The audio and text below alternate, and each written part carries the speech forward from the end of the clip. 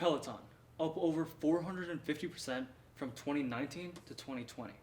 But in just the past year alone, Peloton is down over 76%, erasing all gains. And in this video, we're going to go over why. So Peloton. What does Peloton actually do? Peloton is essentially a company that has made treadmills, bikes, and a lot of other manufactured things so that people can work out at their home instead of going to the gym. And over COVID, Peloton has grown huge. The revenue and their estimates and their subscriber growth went over 10x. And the reason why this is important is because that this relates directly to what Peloton's actual value is and what their stock value is. So, getting into their actual numbers and their actual fundamentals. So, if we estimate for the next 5 years, their potential growth estimate of being 20%, and their price to sales being at 3.8.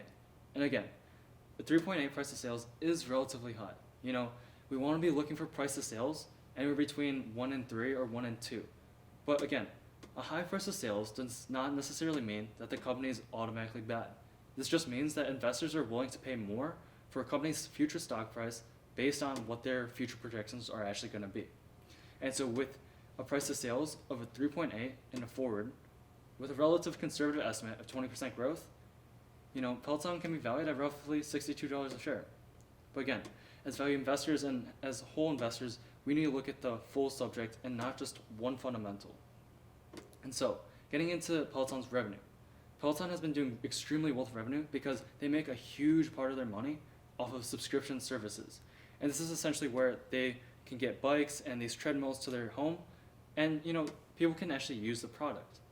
But for the people to want to have, you know, personal trainers or people to work out with them or people to encourage them, people pay for these subscriptions.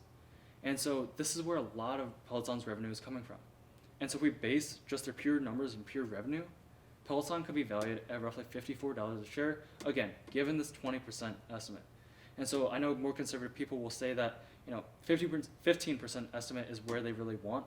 But again, 20% is not overly exaggerated just because of, although their growth in the past few years has been exponential, the 20% is a relatively good median as to where we've seen them even since they've IPO'd.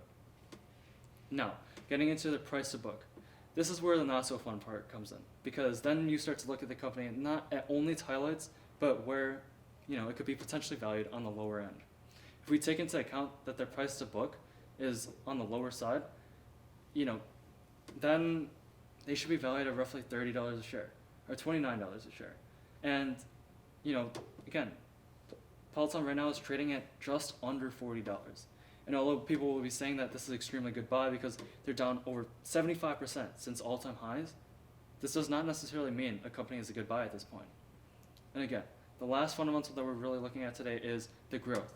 And just using a quick equation, we can see that with around 9% growth, or 9.8% growth with a discounted tax rate, Peloton should be trading at roughly $32 a share if you want to see consistent growth with a company that you're looking for that, you know, 10 to 12% return. Because again, if you want to be putting into mutual funds and stuff, then you want the 8%, right? But if you want more than that, you need to be buying companies for lower prices so that you can actually outperform the market. And so with these numbers, I would give a conservative estimate if you're looking at the 20% range for year-over-year growth at roughly $22 to $25.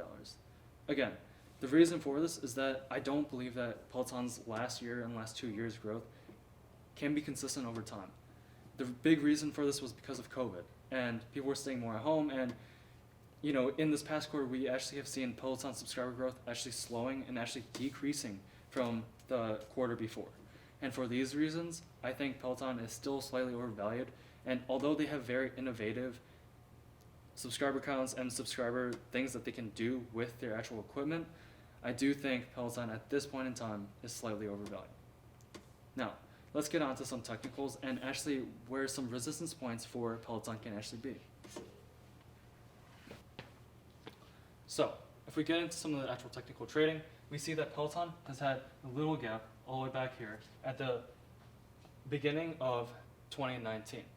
And the reason why this is important is that this gap was never actually filled. And although this gap is very small, as I said in the last video, is that 9 out of 10 gaps usually get covered in any time of a company's history. Again, what gaps are, especially in candlestick trading, is essentially when the stock moves in decent amount in before hours or after hours trading. And so this usually happens on earnings or on news with companies. And so right now, as we can see, Peloton is trading at that $39 a share, and after hours, I think pretty close to 40. And so if we look all the way back over here on Peloton's earnings back at the beginning of November, Peloton had over 50% dip just before November 1st.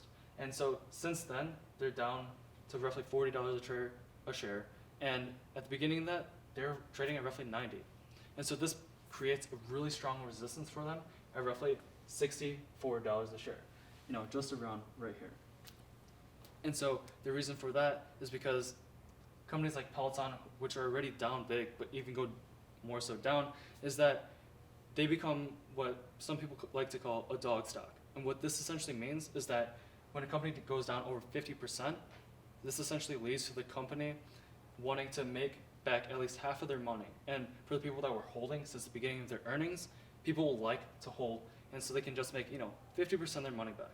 And so I do think Peloton, if they can somehow hold above this resistance level of $38 a share with this gap back over here, I do think they'll be, maybe trying to go for a reversal with their stochastic still being in negative here.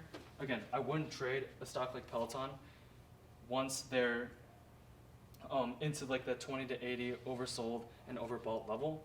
But other than that, guys, I really wouldn't trade Peloton. If you're maybe looking for a quick 15-minute chart thing, you can go look at their 15-minute chart. But again, this $65 resistance level, I feel like will stay for a really long time, and it will continue for the next few months. And so for that reason, A, I don't really think Peloton's a really good buy at this point that they're at right now.